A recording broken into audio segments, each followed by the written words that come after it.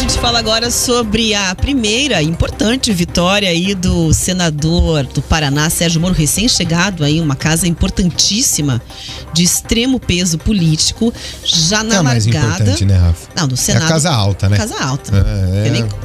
Sabe que a gente fez o Jornal da Manhã e até na estrutura o Pedroso e o Mário Souza estavam comentando assim que o tapete da Câmara é de um jeito. O do Senado é aquele que felpudo, grande. É no do Senado que fazem a bandeira do Brasil com aspirador de pó. É isso. Você chega sabe lá, que aquilo é feito com aspirador? O cafezinho é uma coisa. No Senado, o garçom usa luva. Não. É outra história o Senado. Tanto que são só 81, é outro nível. É outro nível. Lá é outro nível. Então você articular não é para amadores, não é para iniciantes. Nesse caso foi. Por isso que é um ponto bastante importante. A gente neófito. Recém-chegado.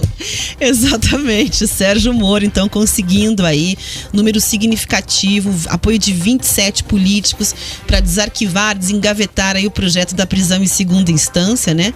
E muita gente considerava, inclusive, que a atuação do Sérgio Moro poderia ser, digamos assim, isolada, justamente por ele vir de fora da política e por ter condenado muitos políticos, não é verdade, Riva? Tem muitos críticos ao Sérgio Moro da mesma maneira que tem muitos apoiadores. Então, existia essa dúvida. Conquistou um ponto importante, primeira grande vitória, ver aí uma das suas bandeiras, né, suas propostas ganhando destaque em que? 15 dias agora? 15, né? Fevereiro? Dia 1º de fevereiro. 15 dias de mandato. Muito bem, então o texto já tinha sido aprovado na Comissão de Constituição e Justiça em dezembro de 2019, mas estava lá esperando a inclusão na ordem do dia. Estamos em 2023, então estava demorando para colocar o texto. Só um pouquinho, né? Um gap aí de 2019 a 2023. Você vê o tamanho do interesse em debater o assunto. Mas agora, com esse apoio que ele conquistou amplo, passa então pela chancela do plenário, precisando de uma maioria simples, que dá 42 senadores, para que tenha então esse desarquivamento, digamos assim, de forma definitiva, para que o assunto volte à pauta. Então garantiu o apoio de 27 senadores com 2 semanas de mandato. É sim um feito político a se reconhecer. A gente vai ouvir agora o que disse o Sérgio Moro, comemorando aí nessa vitória para avançar no debate da prisão após condenação em segunda instância. Foi uma surpresa positiva conseguir as 27 assinaturas num período tão curto de tempo, a demonstrar que essa pauta tem um apoio importante aqui dentro do Senado. Claro que agora tem um desafio ainda maior, que é levar ao plenário e ter aprovação. Agora tem que ser estudado o melhor momento político para isso. Talvez não seja agora, talvez seja mais adiante, mas é uma pauta que é da sociedade, é uma reclamação da sociedade, que no fundo a impunidade não é só de corrupção, é de outros crimes também, é algo que afeta o nosso sentimento de justiça. Não tem data definida para a votação desse requerimento chegar ao plenário do Senado. Isso agora fica nas mãos do presidente da casa, Rodrigo Pacheco, decidir a que horas esse tema vai entrar na pauta. Vamos lembrar que a prisão em segunda instância foi derrubada pelo Supremo Tribunal Federal, aquele julgamento que todo mundo parou para ver em 2019, né? Foram 6 votos a 5, bem apertado. Gente mudando voto. Gente mudando voto, surpreendendo. Foi a decisão, inclusive, que deu base, né, pra gente ter aí a soltura à época do atual presidente Lula. E depois veio a questão da suspeição do juiz Sérgio Moro. E essa é uma discussão que vem de longe, porque há muito tempo se discute no Brasil, de décadas passadas, a prisão em segunda instância. Ela era liberada, depois na Constituição mudou, depois voltou, depois mudou e depois voltou de novo a não poder mais.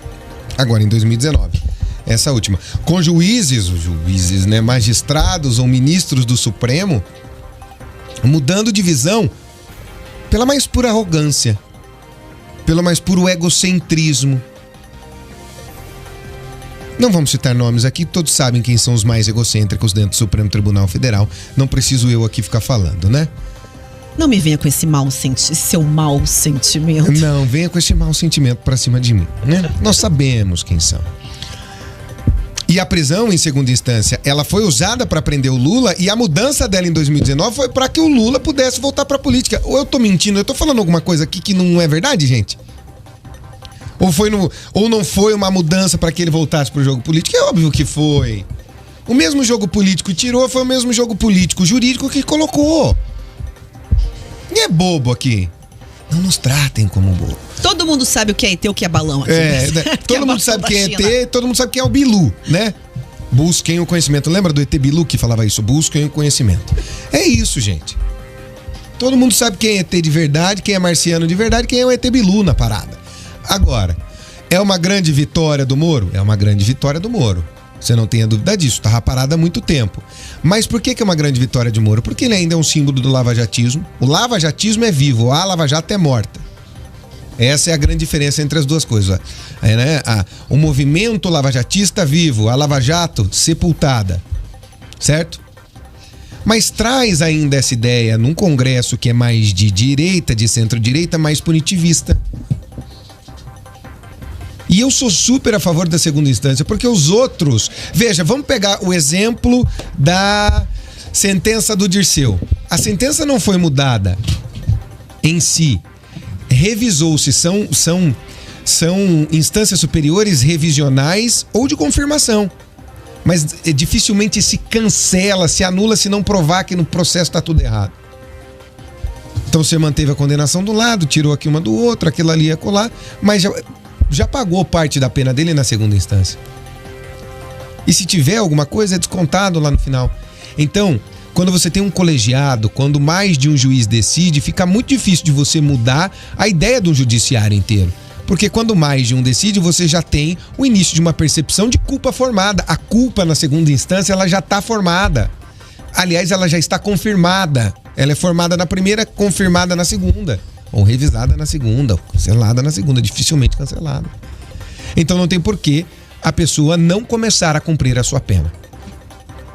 Até porque, Rafa, vamos ser bem honestos, quem é que chega para fazer até o STF ou ao STJ uma reclamação ou então recorrer nas cortes superiores? Quem tem muito dinheiro? O preto, pobre, favelado, os 3 P's do Brasil que ainda existem, vai continuar indo para cadeia porque não consegue chegar até que haja o trânsito em julgado do processo dele. É simples. Não ter a prisão em segunda instância é favorecimento ao rico, ao endinheirado, a quem tem poder para não pagar por aquilo que faz. Porque a população comum, preta, pobre, favelada, da periferia, vai continuar enchendo a cadeia, porque não consegue ter todos os seus direitos respeitados até lá em cima. A segunda instância era uma forma da gente dizer que todos são parecidos perante a lei, porque iguais não somos, tá? São parecidos perante a lei. Hoje, nós somos completamente diferentes perante a lei. Depende a qual classe você pertence, a quanto dinheiro você tem e a como você chega nas cortes superiores. Depende do seu relacionamento e da sua capacidade financeira, Rafa.